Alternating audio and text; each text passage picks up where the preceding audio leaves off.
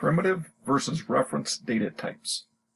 So we know we've got the 8 primitive data types in Java. And as we've seen, they're int, double, boolean, float, char. And when you declare a variable, then in memory what happens is that name refers to a specific area of memory, and since this is an int, that's 4 bytes of memory. And then we're putting the number 42 into that area of memory. In some sense, that's a web page.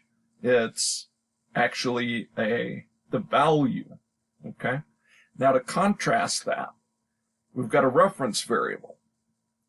And it looks very similar. K is declared to be of type integer, so it's a wrapper class, and we'll see more about this. But basically, integer is another way of storing 42, but it does it a bit differently. And so we're putting 42 into K, but it's actually a little bit more complex than that. We're actually creating an instance of 42 somewhere in memory, and then saving the reference, essentially the address of where that 42 is, into the variable K. So that's the fundamental difference between primitive and reference. All primitive variables contain the actual value.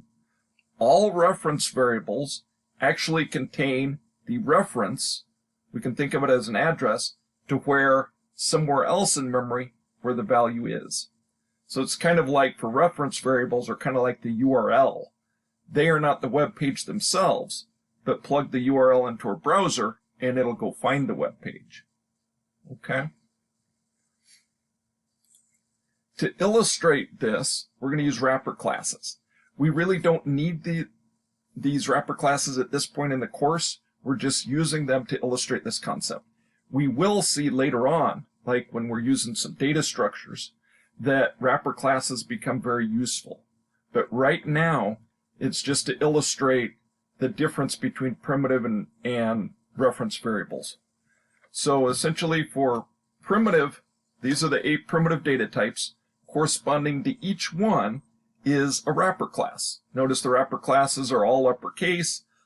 Integer is spelled out, but begin with an uppercase. These are all classes. Classes, by convention, begin with uppercase. So each one has a corresponding, each primitive has an corresponding wrapper class. Now some new terms. Boxing.